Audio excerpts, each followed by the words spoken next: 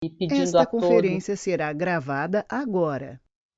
pronto, pedindo a todos que, por favor, mantenham os microfones fechados para que o áudio aqui do evento seja da melhor qualidade. Eu sou Maria José de Mula Curi, sócia da PwC e líder do IBEF Mulher, que é um grupo de associadas aqui do Instituto Brasileiro de Executivos de Finanças. Queria agradecer muito o interesse e a participação do. Se todos puderem fechar o áudio, ótimo. É, agradecer aqui o interesse e a disponibilidade da participação do Charles Crick, que é o CEO da KPMG no Brasil, e da Ana Paula Zamper, da IBM, que vai fazer a moderação desse evento.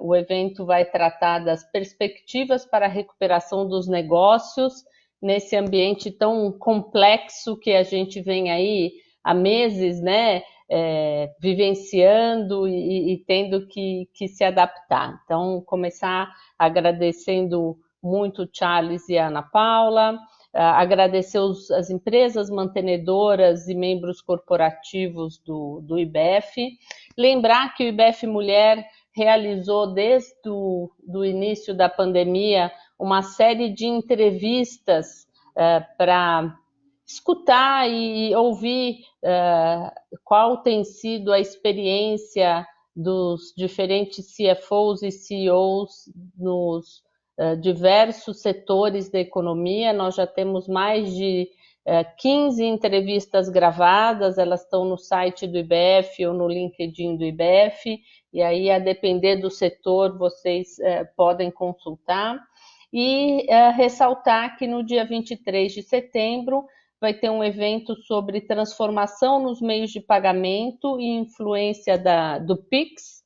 E no dia 29 de setembro, o IBEF Mulher tem o seu encontro com o CEO, que nós realizamos já há bastante tempo, sempre trazendo uma executiva CEO para apresentar sobre a sua experiência pessoal e profissional, contando um pouco aí da sua carreira.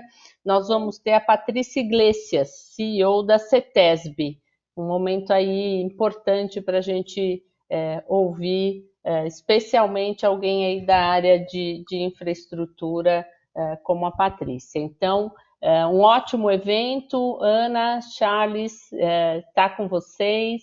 Eu agradeço. Bom, ótimo evento a todos. Bom dia, obrigada, Zezé. Agradeço ao IBEF, à IBEF Mulher, a oportunidade de participar novamente de um evento, de moderar um evento, é um prazer para mim. Eu sou Ana Paula Zamper, sou vice-presidente de Systems Hardware da IBM na América Latina e trabalho junto com a Zezé na comissão de governança do IBEF Mulher. Então, hoje, eu tenho uma tarefa dura aqui, de entrevistar uma pessoa de super alto calibre, como a Zezé já comentou, o Charles. O Charles é presidente da KPMG no Brasil e na América do Sul. Ele é membro do comitê executivo da KPMG no Brasil desde 2006, sócio-líder de auditoria, ele foi entre 2008 e 2017. O Charles assumiu a presidência da KPMG no Brasil e na América do Sul em outubro de 2017. Ele também é membro do Global Board e do Global Council da KPMG Internacional e do Board da KPMG Américas. Charles também é membro dos conselhos de administração do IBEF e da Bracon, da Câmara Americana de Comércio do Brasil, da AmCham. Ele também é presidente do Board da Inactus Brasil, membro da diretoria Câmara Brasil-Alemanha e do Conselho Fiscal do Hospital Alemão Oswaldo Cruz. Bom, uma das perguntas vai ser como você dá conta de fazer tudo isso, tá, Charles? Já começa a preparar a resposta, então.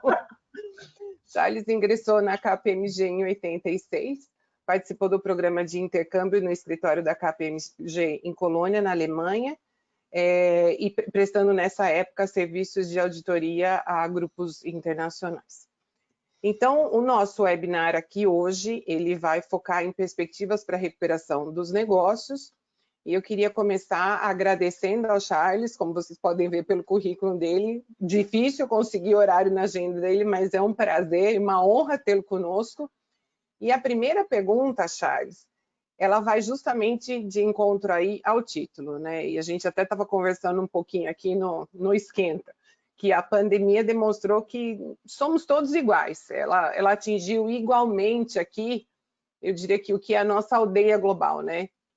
Hoje, com todos os ecossistemas interconectados de economia, de infra, de negócios, de pessoas, a economia impactou os pilares sociais, econômicos e ambientais. Enfim, com tudo isso no cenário, quais são as perspectivas para a recuperação dos negócios, o panorama dos setores, as novas dinâmicas, a nova realidade?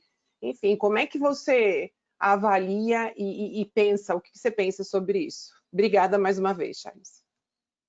Obrigado é uma honra estar aqui, primeiro como ibefiano, né? Eu tive a honra e a satisfação de servir, sempre estar junto do IBEF, mas eu servi na diretoria executiva em 2 mandatos, com o Zé Cláudio e com o Marco Castro, 2 amigos, e agora também a satisfação de estar no conselho e estar aqui nesse grupo tão especial que é o IBEF Mulher, né? Para mim é muito legal. Falando ou tentando responder como que eu faço, na verdade, toda vez que você tem um grupo de pessoas especiais te ajudando, a gente consegue fazer bastante coisa, né? E se você olhar todos esses conselhos que eu participo, todos eles são de alguma forma para contribuir um pouquinho tudo que eu tive de privilégios na minha vida pessoal e profissional e tentar ajudar um pouquinho as comunidades. Então, além de me dar uma satisfação enorme, tem um monte de gente que me ajuda. Então, nesse ponto, eu sou um privilegiado também. Mas olha só, quando a gente fala de pandemia e tudo que aconteceu, eu acho que está muito difícil prever o futuro, né? A gente estava, como você falou no Esquenta, falando um pouquinho disso, e todo dia que passa nós aprendemos uma coisa nova, né? A verdade é que quando isso tudo começou, e eu participando e conversando com várias pessoas, eu acho que o ponto de inflexão para a maioria das pessoas foi entre 13 e 16 de março. Então, a gente está praticamente daqui a 2 ou 4 dias, 5 dias, a gente está completando 6 meses de isolamento social, né? E a gente não teve tempo, vamos falar a verdade, a gente não teve tempo para planejar isso, né? Primeiro, a gente teve que reagir muito rápido e a primeira constatação é como a gente conseguiu efetivamente colocar tanta gente em isolamento, se adaptar tão rápido. E por que eu acho isso importante? Porque tudo isso com uma tremenda insegurança, um medo de ficar sem caixa, um medo de ter que demitir pessoas, um receio sobre futuro, uma preocupação com a gente mesmo em termos de saúde, com as pessoas que a gente gosta, com as nossas famílias. A gente estava falando, você estava contando aí, Ana, dos esforços que você faz com o pai, eu também, proíbo de sair, mando entregar em casa. Então, mudaram os hábitos, né? E eu acho que a gente nunca mais vai ser o mesmo. Mas nesse ponto, eu acho que a primeira coisa que a gente aprendeu é que quando uma coisa como essa acontece, você começa a tirar os créditos dos legados que você tem, né? No meu caso específico, como eu falei, eu sou um privilegiado porque eu assumi a KPMG, estou completando 3 anos agora, mas os meus antecessores foram brilhantes e eles construíram uma firma muito boa e o meu papel era praticamente não consertar nada e simplesmente continuar construindo em cima do que tinha. E coisas importantes você percebe nesse momento, né? Coisas importantes como relações humanas, como você tem um ambiente de compreensão, quando você tem um ambiente que tem inclusão, que tem diversidade, que tem multidisciplinaridade, que você tem a confiança das pessoas e que você também confia nas pessoas. Então, tudo isso ajuda num momento crítico como esse. A gente estava falando também das interações que a gente tem com os nossos parceiros de negócio, bancos, clientes, fornecedores. E toda vez que você tem relações de ganha-ganha, num momento como esse, você colhe os frutos, né? Onde, eventualmente, um fornecedor fala, olha, eu vou te dar um desconto, vamos sair dessa junto, você faz a mesma coisa com o seu cliente, aquele crédito no banco que você está bem magrinho, ele de repente aumenta, ele fica grande para te ajudar no dia a dia, e uma série de coisas. Então, acho que a primeira coisa que a gente reconhece é que, como você não tem tempo para preparar, você vive realmente do legado. E, pelo lado talvez não tão positivo, você também tem as consequências do legado, né? Se você fez tudo ao contrário do que eu falei, talvez alguns momentos do seu caminho vão ser um pouco mais desafiadores, né? E aí, montar um time central de governança, montar um time central de comunicação, olhar para a estrutura física de uma forma muito mais abrangente, olhar para a estrutura de TI de uma forma mais abrangente, genuinamente cuidar de pessoas. E por que eu estou falando disso? Porque tudo isso é o alicerce para a próxima etapa, que é a recuperação dos negócios, né? E eu vejo, eu tenho a virtude ou o defeito de ser bastante otimista, mas eu até sou bastante realista também. Mas eu vejo que nós temos uma condição, e o dia a dia tem mostrado isso, de sair dessa crise melhor do que a gente imaginou. Vocês lembrarem, no início, estava todo mundo prevendo uma queda do nosso PIB de entre 7% e 8%, né? menos 7%, menos 8%, uma previsão de desemprego gigantesca. Na verdade, como a gente olha agora, qualquer previsão está mostrando uma queda de PIB de 3,5% a 4%, anualizado, logicamente, né? Durante o período de pandemia, lógico que essa queda foi muito maior. Houve desemprego, infelizmente, mas houve menos. E eu te disse isso antes e vou repetir agora, por mais apolítico que eu tente ser, por mais neutro que eu tente ser, e eu me posiciono conceitualmente contra e a favor das coisas que acontecem, mas eu acho que houve duas coisas que ajudaram demais a nossa economia. A primeira, eu acho que é o tal do Corona Voucher, ou como todo mundo fala, esse auxílio, né? E eu não sei se vocês tinham noção, eu não tinha, né? O Bolsa Família, por exemplo, num ano, só para comparar, ele injeta 13 bi na economia. Esse Corona Voucher, ele injetou 48 bi por mês. E eu acho que todos os economistas, e ninguém previa o que isso poderia dar. Tem um efeito, talvez, complicado, que é quando ele acabar, isso vai faltar, né? E a outra coisa foi, talvez, uma flexibilização desse negócio da redução de jornada de trabalho, que ajudou muita gente. Nós tomamos aqui decisão de em alguns setores nossos que foram mais afetados, usar isso. Então, olhando para frente, eu vejo que nós nunca mais seremos como fomos antes, e a gente pode depois falar, a gente tem aqui uns 8 itens que a gente está chamando de nova realidade, mas eu sou otimista com a perspectiva. O que nós estamos vendo é que negócios discricionários, né, numa empresa como a nossa, e a Maria José está aí, a gente tem serviços não discricionários e serviços discricionários, né? Auditoria, por exemplo, é um serviço não discricionário, você tem que fazer. Mas tem um monte de trabalho que é discricionário, que é consultoria, eu não preciso contratar. Mas a gente já está vendo uma retomada bastante interessante nesse tipo de serviço. Não sei se vocês têm acompanhado, mas a quantidade de IPOs no Brasil, nesse momento, é recorde, né? A gente tem a informação aí, nunca ela é tão precisa, porque tem um segredo aí, mas tem mais ou menos 35 IPOs em andamento, né? O que mostra um movimento de consolidação, de investimento, de acreditar no futuro. Então, talvez, como introdução e palavras iniciais, eu estou otimista com a recuperação dos negócios. Ótimo.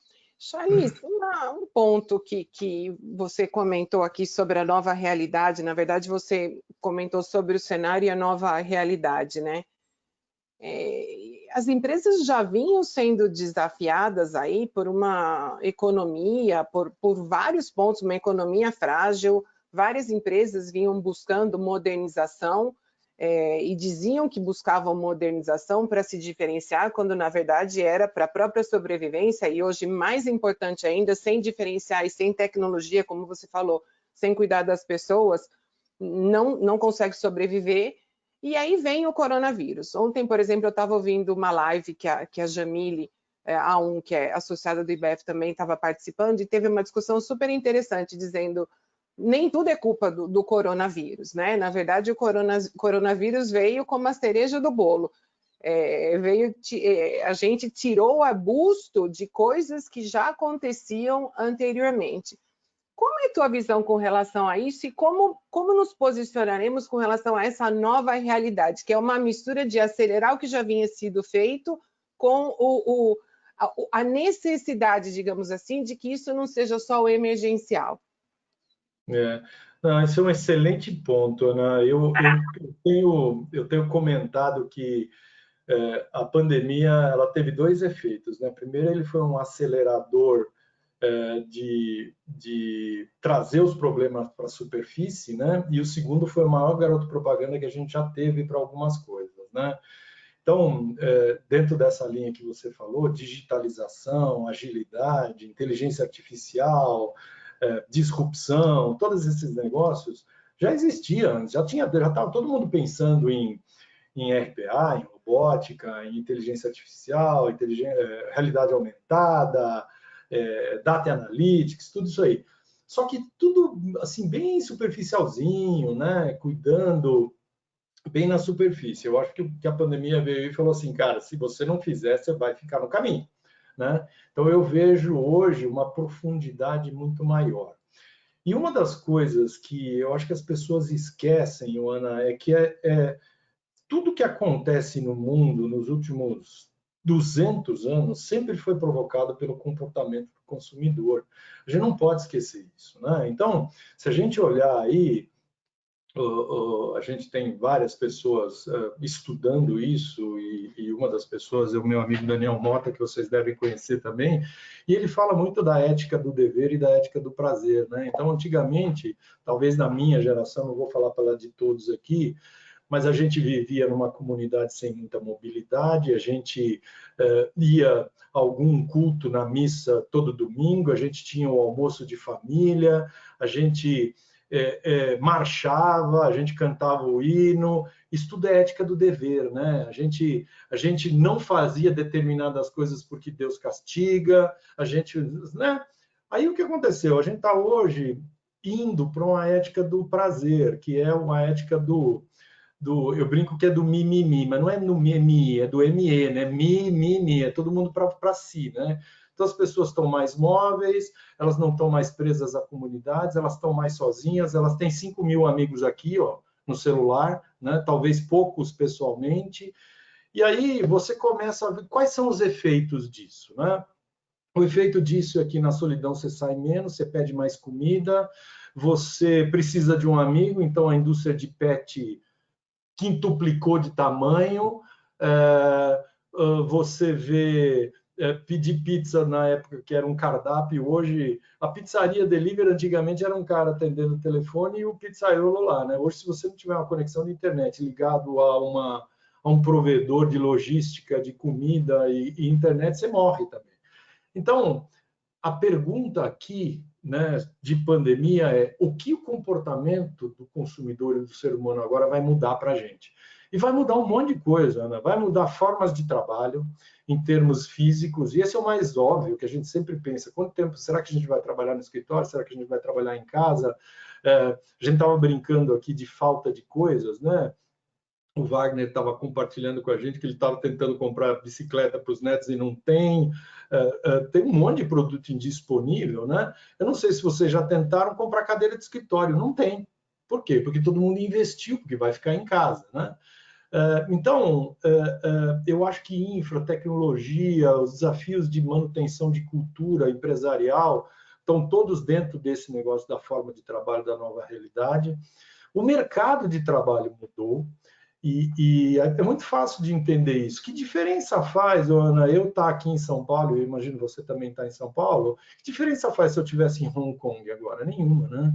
Agora, vamos estender isso para a força de trabalho. Se eu preciso de um profissional especialista em inteligência artificial, em cybersecurity, em consultoria de gestão, em auditoria, por que não? Por que ele não pode estar em Portugal, na Itália, no Irã, no Japão, nos Estados Unidos, né?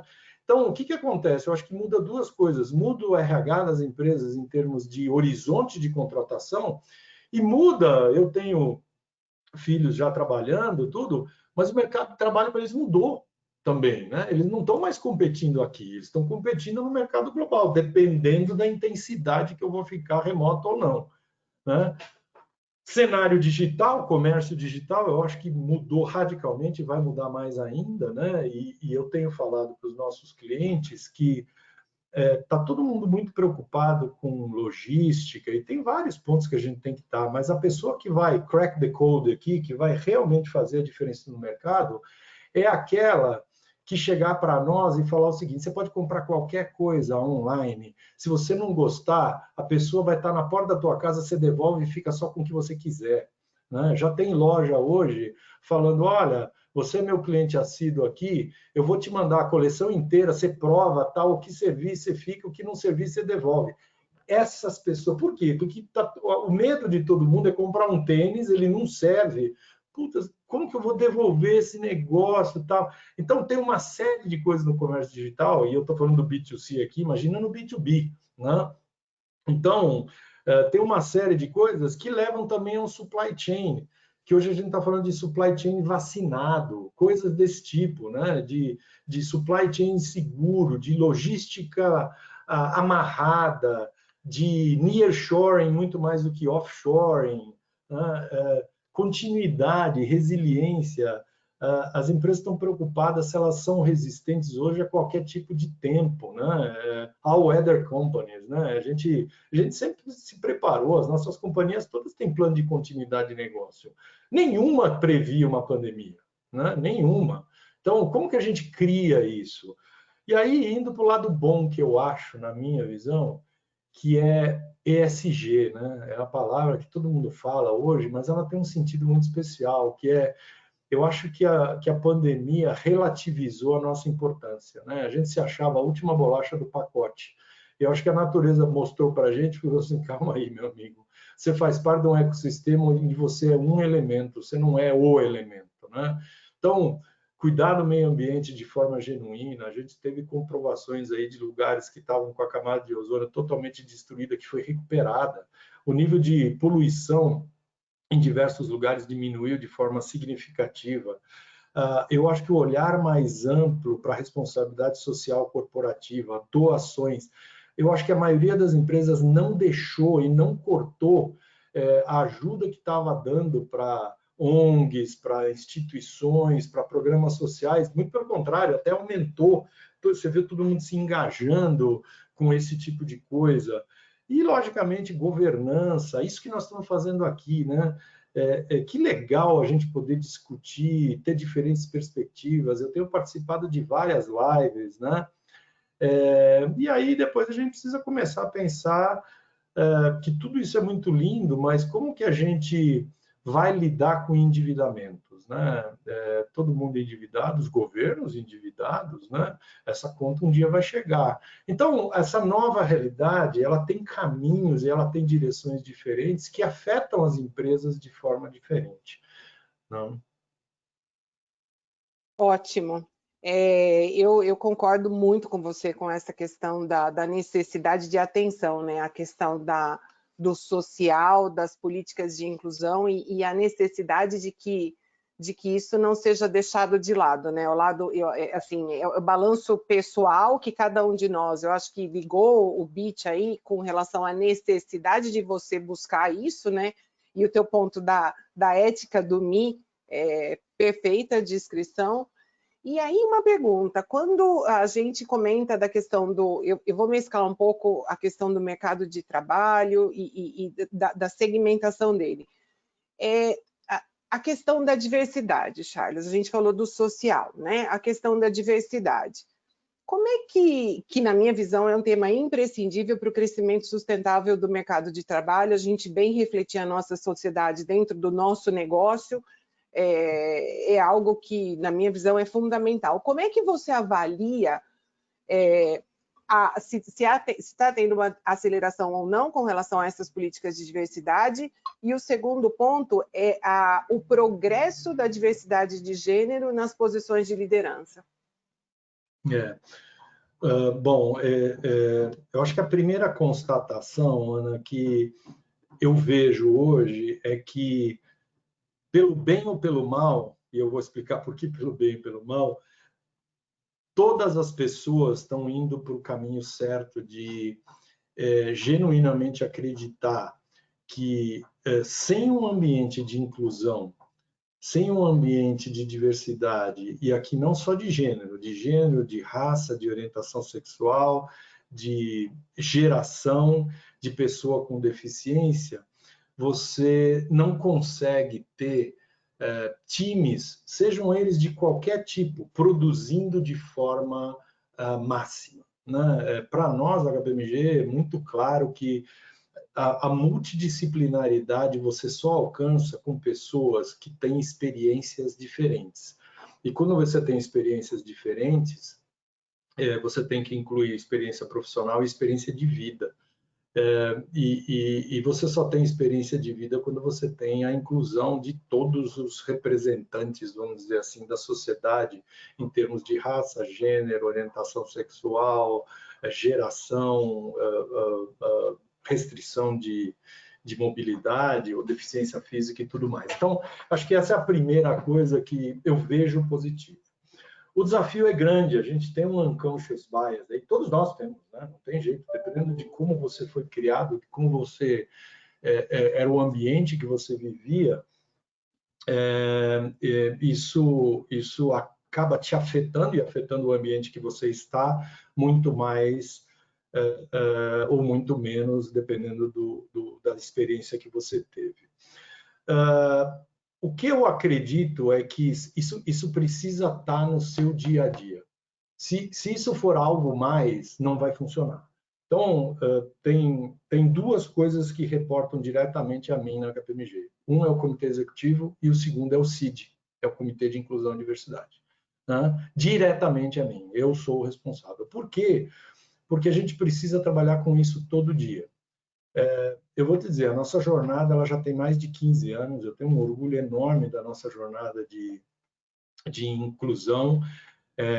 A de gênero especificamente chama NO, né? KPMG Network of Women. A gente tem aí mulheres maravilhosas e homens maravilhosos também lutando por isso. Priscila, Mariene, Patrícia, Luciene, bom, todas as nossas sócias aí super engajadas, mas eu acho que tem um momento onde a gente percebeu que toda vez que você tem um negro falando de raça, uma mulher falando de igualdade de gênero, uma pessoa com deficiência falando das dificuldades, parece muito óbvio, entendeu? Parece muito óbvio. Né? Um gay falando das dificuldades, parece muito óbvio, né?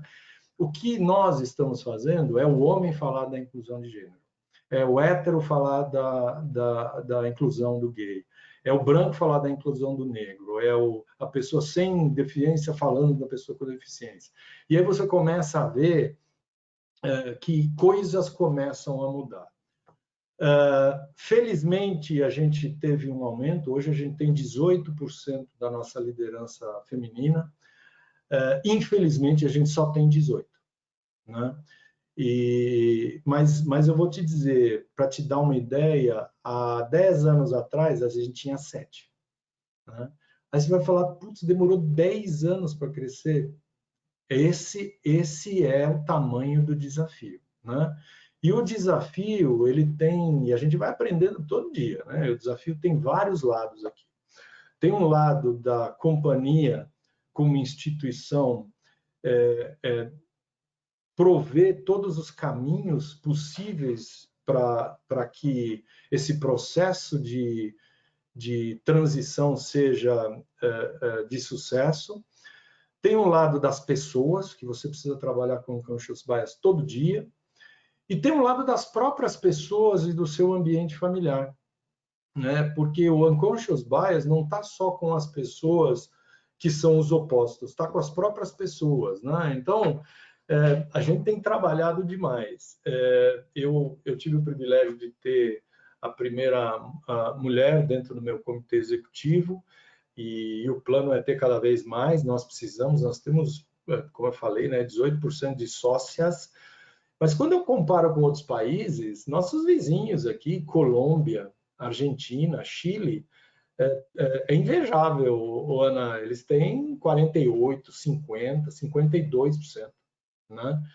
E aí você tenta estudar o porquê disso, né? E aí, putz, eu estou longe de ser um antropólogo e muito menos um especialista nisso, mas isso vem da origem entre espanhol e português, isso vem de uma origem de muito menos escravidão nesses países do que teve aqui, isso vem de um lado de machismo que parece ser muito mais exacerbado aqui no Brasil do que nos outros países. Mas de novo, sendo otimista e considerando que as pessoas começam a reconhecer genuinamente que precisa ser assim, se não for por um motivo justo e honesto, vai ser por um motivo de negócio, né? A gente está num bom caminho. Outra coisa que é legal, a gente tem WCD, a gente tem IBF Mulher, a gente tem He4She na ONU, a gente tem um monte de coisas sendo feitas no dia a dia, né? Que nos ajudam a fazer com que isso fique no nosso diálogo, né? E quando a gente olha para trás, né, na Davos, só se falou de ESG. Bom, você mencionou aí, nós estamos no meio do campeonato mundial da Enactus, né? Eu tenho o privilégio de ser chairman do board aqui no Brasil, e o Enactus é uma instituição, é antigo SAIF, é uma instituição que cuida do empreendedorismo estudantil. Então, são alunos universitários que fazem projetos sociais sustentáveis. E quando a gente fala disso, parece um negócio bobinho, né? Essas instituições estudantis faturam 50 milhões de dólares, tá? Gente, por exemplo, acabando com o absenteísmo feminino em escolas no Egito, produzindo um absorvente de casca de banana, entendeu? Por quê? Porque as meninas, quando estavam no seu período, não iam para a escola. E aí eles produziram isso, acabaram com o absenteísmo estudantil de meninas na escola. Você tem o nosso grupo aqui no Brasil, que é a Universidade Federal do Pará, na final, né, com um projeto de limpeza dos rios amazônicos. Um negócio sensacional, né, que tem impacto nas comunidades. Tudo. Então, de novo, aqui a gente está falando de social, de inclusão, de diversidade, de uma série de coisas. Então, eu acho que o mundo está caminhando para um lado bom. E eu concordo com você que é um desafio, mas também é uma grande oportunidade para os grupos de diversidade. Eu não vou falar só das mulheres, mas é um grande desafio. A gente tem discutido bastante nos fóruns de mulheres com relação a isso, né? O papel das empresas de incluir na agenda, como você bem comentou, e poder ter modelos, né? Ter role models em quem as mulheres possam se inspirar, e as mulheres buscarem isso. Vou plagiar a Cris Achê num evento que ela fez. Ela disse: as mulheres têm que querer ser aspiradas também, né? Ela tem que querer ser puxada, querer crescer e se posicionar a favor.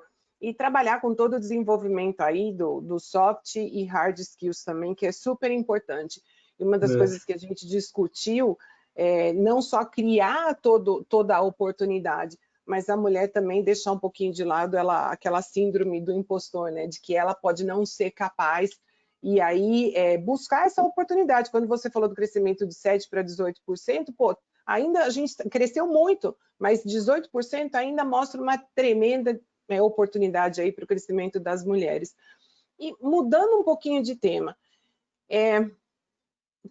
todas essas transformações, a transformação digital, ela tem, na minha visão, ela é um tripé, né? Os negócios, a tecnologia, os negócios você comentou um pouco da tecnologia, e as pessoas. O que deve ser esperado, o que a gente pode esperar e quais são os atributos aí do profissional do futuro? Quais são as dicas que você daria para quem quer se sobressair nessa nova realidade? Puxa vida, que responsabilidade. Talvez eu vou dividir o que está na minha cabeça, mas se você me permitir 30 segundos, olha a próxima etapa de inclusão e diversidade, Ana.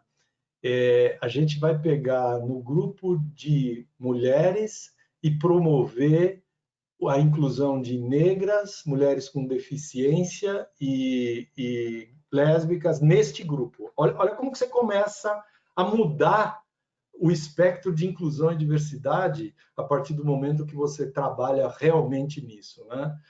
E geração.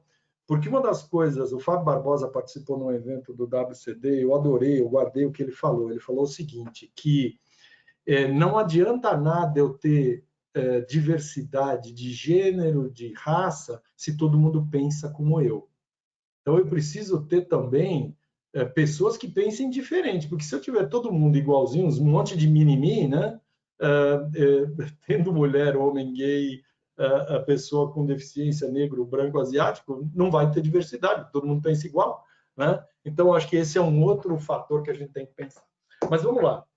A transformação digital. A primeira coisa que eu acho é que as pessoas precisam reconhecer que não é possível pensar em tecnologia sem pensar em pessoas. Essa é a minha visão muito particular. Por quê? Porque vai chegar um momento, e a gente está vivendo esse momento já, e você no seu dia a dia sabe disso, quanto é difícil esse pitch, que tem um monte de tecnologia disponível e tem um monte de preços, dificuldades e tudo mais. O que você precisa é alguém que entenda o negócio, entenda o modelo, entenda a transformação para eleger essa tecnologia. Então, o que eu acho é o seguinte, a tecnologia ela é fundamental, mas ela não vai conseguir prosperar sem o ser humano. E o vice-versa é verdade. Não adianta nada eu ter alguém com um monte de ideias se depois eu não tenho os meios para implantá-la, né? Então, a primeira coisa que eu acho é que está extremamente ligado. A segunda coisa, eu acho que sempre foi imprescindível isso, mas o profissional hoje ele precisa ser um pouquinho mais completo. A técnica é importante, sem dúvida, mas o trabalho em equipe, o reconhecimento de que a gente não faz sozinho, o descobrimento e talvez a valorização dos ecossistemas e das alianças, né?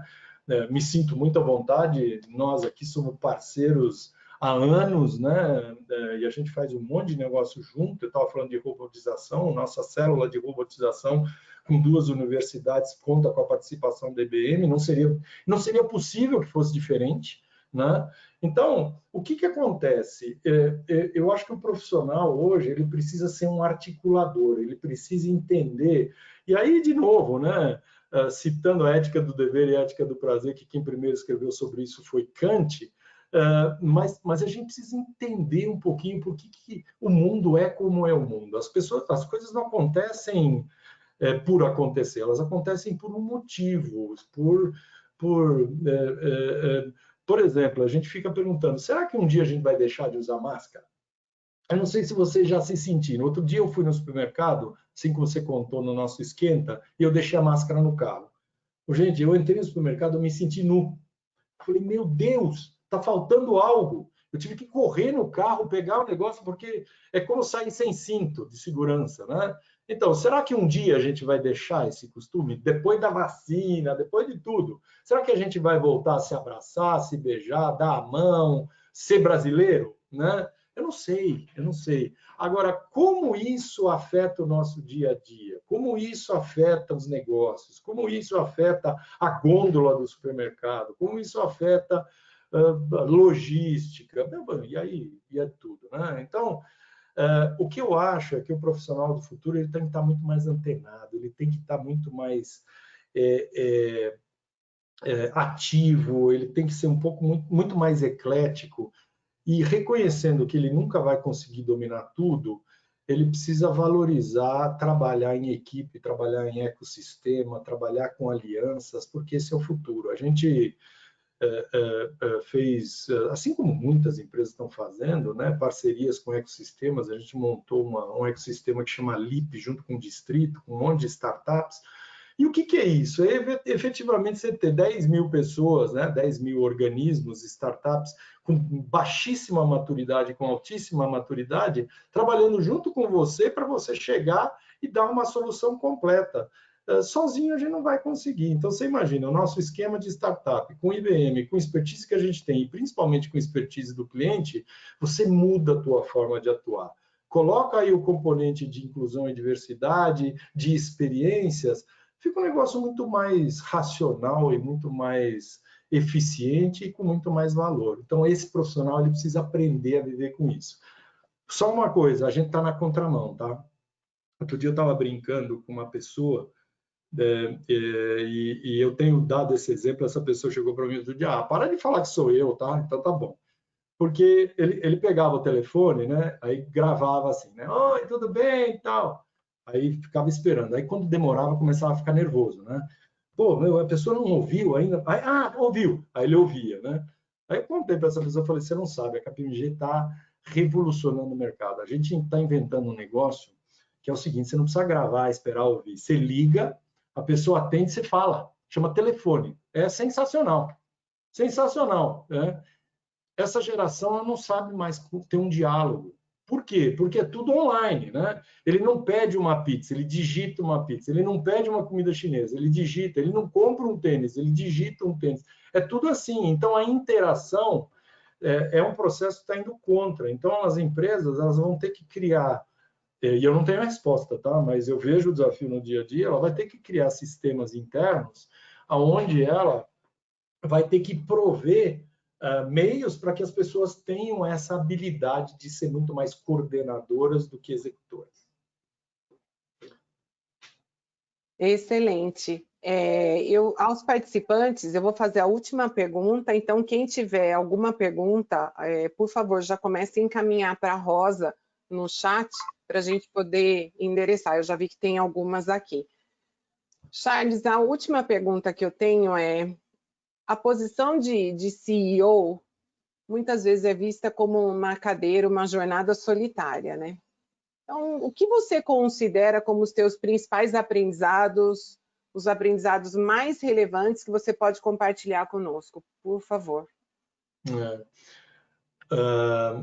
Ana, eu acho que a primeira coisa, quando você tem essa oportunidade de ser considerado para ser um CEO, eu acho que tem que vir do próprio indivíduo e ele ter a responsabilidade dele saber, primeiro, se ele quer e, segundo, se ele é capaz, né? Então, pelo menos eu sempre pensei assim, e quando eu me coloquei à disposição da firma para que os sócios votassem, eu deixei muito claro que eu tinha feito um exame, que eu sabia dos desafios, sabia das dificuldades, e eu, fazendo uma autoanálise, eu tinha alguns atributos e eu sentia que eu tinha o potencial para aprender outros, né? Então, eu acho que a primeira coisa é a pessoa ter uma autocrítica e fazer uma autoavaliação, primeiro, se ela quer, porque é 24/7, né? E segundo, se ela tem as capacidades e não vai decepcionar. Quanto a ser solitária, depende muito do estilo, tá? Se você chama de solitária a responsabilidade de ter a última decisão, é verdade, mas isso faz parte do cargo, né? A última decisão é sua e não tem jeito, né? Agora, você não precisa tomar essa decisão sozinho. Você pode montar um board que te apoia, você pode ter um comitê executivo que te apoia, você pode não abrir mão da responsabilidade de tomar a decisão, mas ser um bom ouvinte, entender, mas sempre ficar do lado certo, né? Não importa se tem 100 pessoas de um lado e você sozinho do outro, se você está convicto que está fazendo a coisa certa, você tem que manter a sua convicção. E a outra coisa que eu faço muito eu tenho vários mentores, tá? Eu tenho um monte de amigos que me ajudam. Quando eu falei, eu tive superiores na minha carreira, e eu sempre digo que eu fui um privilegiado, que foram fantásticos, que me puxaram a orelha no momento que era o momento correto, que me guiaram, que me deram oportunidades, que me desafiaram. Isso me ajudou demais. E eu tenho hoje pessoas mais velhas, pessoas da minha geração, e eu tenho um monte de pessoas mais novas. Eu faço um mentoring reverso que eu gosto muito, que me ajudam no dia a dia. Então, se a gente achar que a decisão final cabe à única pessoa e à última pessoa, né, não tem para quem passar batata quente, é ser isolado, é verdade, né? Mas a gente não deveria se surpreender. É assim mesmo e é assim que deve ser.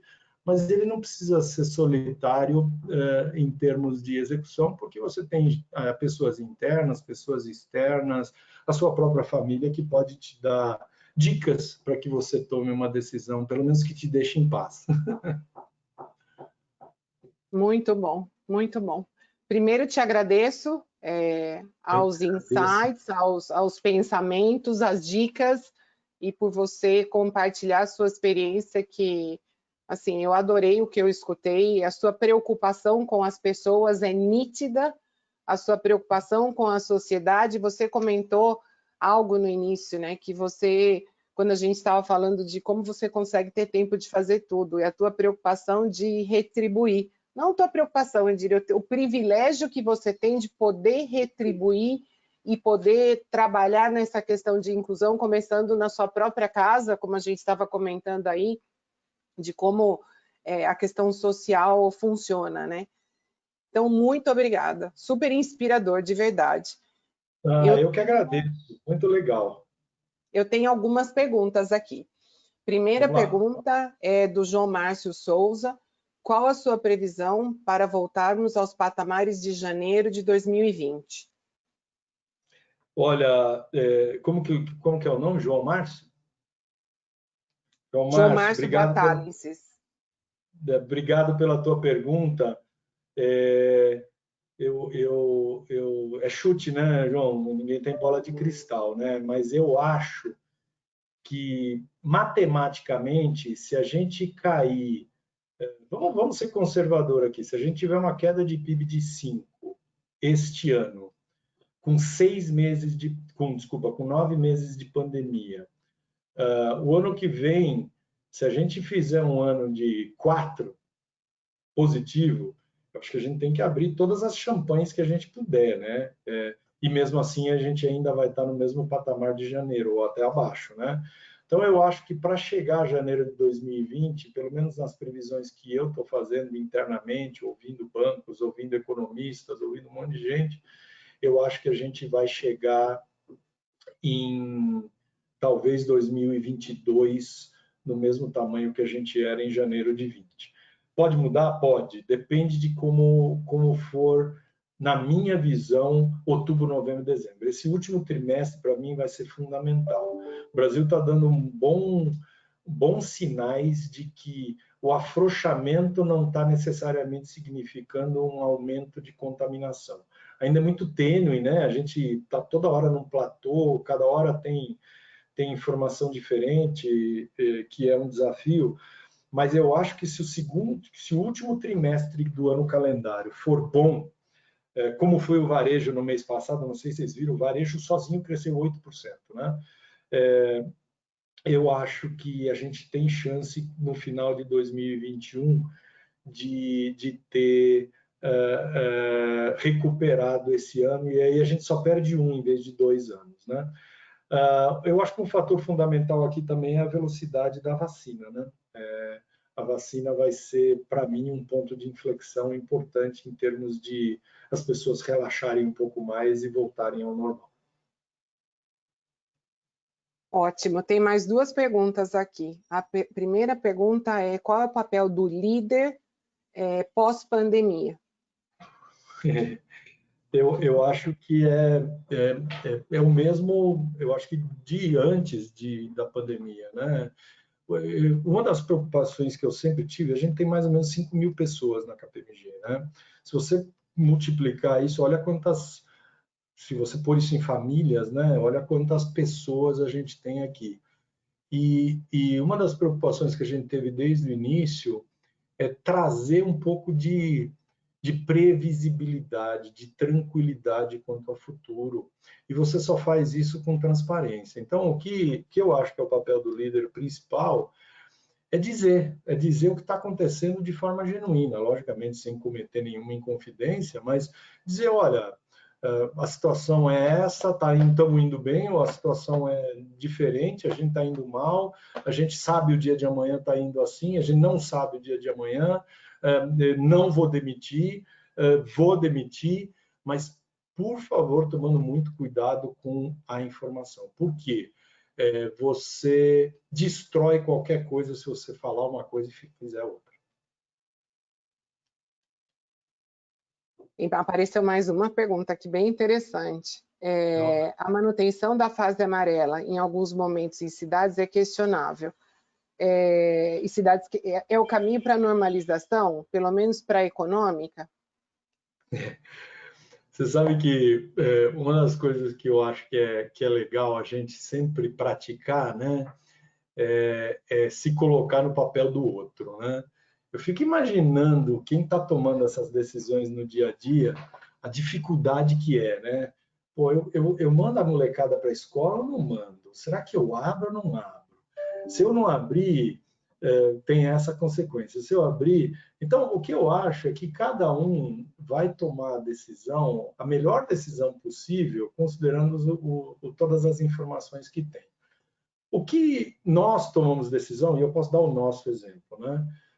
A gente simplesmente desconectou disso tudo. A não ser que, logicamente, nós vamos seguir a lei, seguir a regra que há, né? Se houver um lockdown, que nem no Peru, por exemplo, que eles fizeram um lockdown total. Não sei se vocês viram, em Peru tem, acho que não é no Peru inteiro, talvez em Lima, segunda, quarta e sexta só sai mulher, terça, quinta e sábado só sai homem de casa, né? Que era uma forma deles controlarem a quantidade de pessoas na rua com exposição, né? Nós tomamos a decisão do seguinte: nós vamos cumprir a regra sempre, mas a gente vai tomar a nossa decisão independentemente do que acontecer no mercado. Então é o seguinte: se todo mundo voltar e a gente não vê necessidade de voltar, a gente não vai voltar. Agora, se ninguém voltar e a gente vê a necessidade, nós vamos voltar. E a decisão que a gente tomar, nós vamos tomar a decisão com base em, primeiro, proteger pessoas, segundo, em ver se é realmente necessário. Teve um momento, e eu vou confessar para vocês, talvez em junho, quando todo mundo começou a falar de plano de retorno, que a gente falou, não, nós precisamos voltar. Eu falei, gente, será que a gente precisa voltar? Vamos perguntar para quem vai voltar. 68% dos nossos profissionais não queriam voltar. Então, você imagina, nós estamos fazendo um esforço enorme para voltar, ninguém quer voltar para quê? Né? Então, o que nós criamos? Criamos um plano para quem precisa mesmo. Né? Criamos um app, você hoje tem um app que você recebe um QR Code, e o que acontece? Você tem que responder umas perguntas, se você é grupo de risco, você ganha um QR Code. Ou não ganha o QR Code, você só entra na KPMG com esse QR Code, e ele vale por tantas horas. Então, o que a gente está fazendo? A gente está controlando da forma que a gente acha correto. Né? Proibido ficar 2 períodos, porque a gente não quer ninguém almoçando lá na rua, porque toda vez que você sai, volta. Então, você quer trabalhar de manhã, vá de manhã, não volte mais. Você quer trabalhar à tarde, almoce e vá trabalhar à tarde, não volte mais. 3 vezes por semana. Então, a gente estabeleceu algumas regras que, de novo, né, one size does not fit all. Não serve para todo mundo, mas para nós serve muito bem. Então, eu acho que esse negócio de zona amarela é importante para a gente ver como que está. Mas a decisão, pelo menos a nossa visão, é que a gente precisa tomar a decisão certa para a nossa circunstância, independentemente do que está no mercado. Perfeito. Eu tenho mais uma pergunta aqui. Inovação é um vetor para a diferenciação no mercado tecnológico e super competitivo em que estamos hoje. Então, onde estará a diferenciação competitiva no pós-pandemia? Eu acho que vai estar numa série de coisas, né? A primeira coisa é a adaptação do produto à nova necessidade do mercado, do consumidor, seja ele B ou C, né? Se você olhar para as empresas têm diversos desafios hoje que não tinham antes, né? Desafios de consolidação, desafios de novas formas de trabalho, desafios de reestruturação dos seus balanços, da sua posição financeira, coisas que eventualmente antes da pandemia não existem, né? Então, isso é uma coisa. E a segunda coisa é como que eu faço tudo isso num ambiente de inovação? E aí eu acho que a gente já falou um pouquinho disso, que a parte de tecnologia e estudo de modelos de negócio, eu acredito que sem pandemia a gente ia crescer 25% menos no lado da tecnologia. Com pandemia, a pandemia acelerou todo esse processo em 25%. E não vamos esquecer, né, para quem fez a pergunta, o nível ou a disponibilidade de investimento ela é finita, né? Então, hoje, quando eu tenho algo para investir, eu vou escolher, a gente está aprendendo a viver com restrição de recursos, né? Então, eu vou direcionar para o que realmente é estratégico e importante. E eu acho que inovação, pelo que eu tenho ouvido, inovação está no topo do que é importante. Tá ótimo.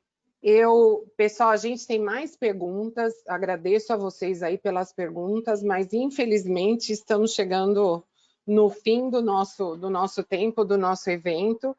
Em primeiro lugar, eu queria agradecer ao Charles pela disponibilidade, pela disposição, pelas palavras, pela inspiração e motivação que você compartilhou conosco aqui. Muito obrigada. Agradeço aos participantes, super ativos, a gente tem uma lista de perguntas boa aqui até, e agradeço muito ao IBEF, as empresas mantenedoras, a Zezé por organizar o evento, a Rosa, e mais uma vez a oportunidade por poder participar com vocês aqui desse webinar. Muito obrigada a todos. Tenham um bom dia. Obrigado, gente. Foi um privilégio para mim. Obrigado.